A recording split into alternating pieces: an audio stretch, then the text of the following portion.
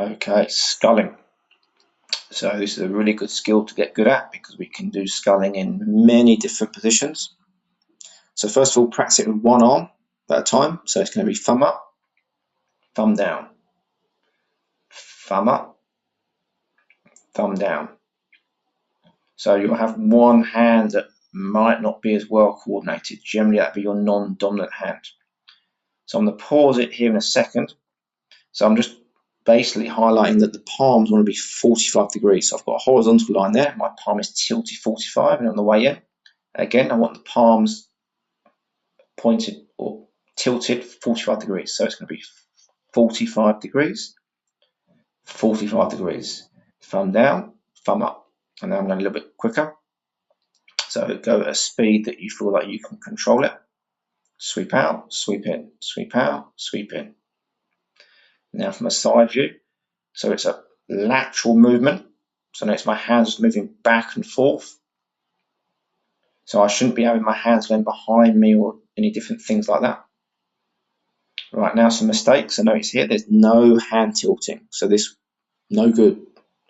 Here I'm tilting on the way in, but there's no tilt on the way out. Here I'm using too much elbow and over tilting my hands.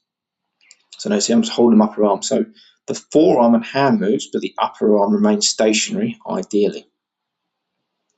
This is common as well. So notice there's no figure 8 pattern. So I'm just basically doing 2 U shapes.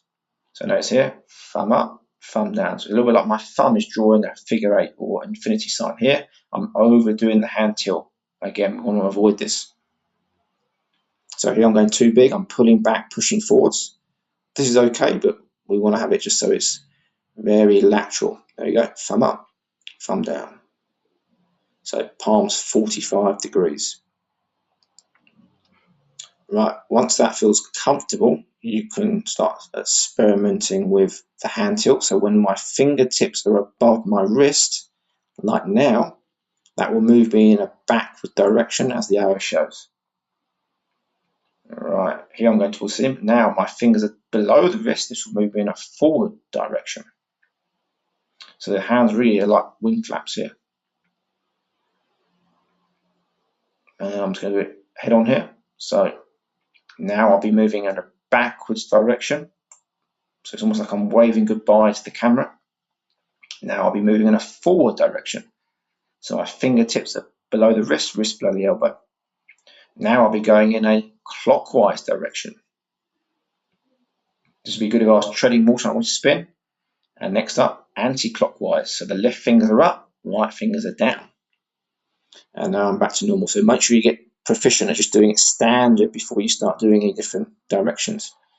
So first of all, we'll do it standing in the water. So the goal is to feel water thickness on your palm. So as you sweep out, sweep in, you want that water to feel like overdone custard, overdone soup. The thicker, the better. The whole time. Here I've raised my arms out. No good. I'm getting lots of splashing.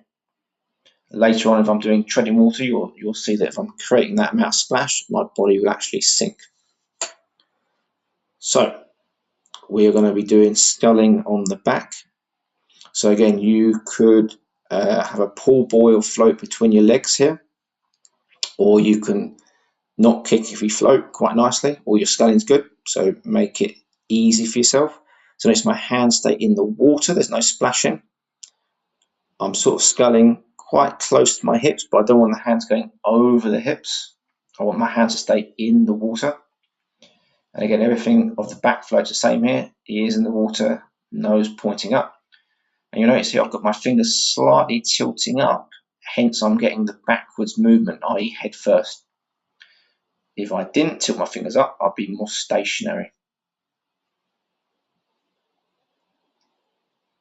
And I recommend sculling before you go into it as well, so you can get that. So the goal is that getting that lovely water thickness the whole time.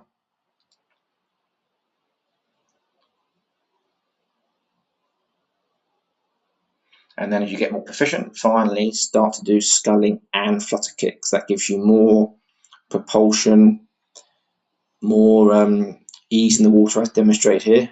It will help your coordination for other skills where we start combining things together and bringing the head out.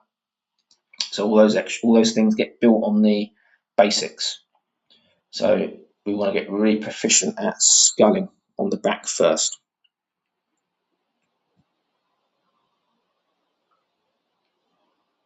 And again, tilt the fingers up a little bit if you want to move more on the back.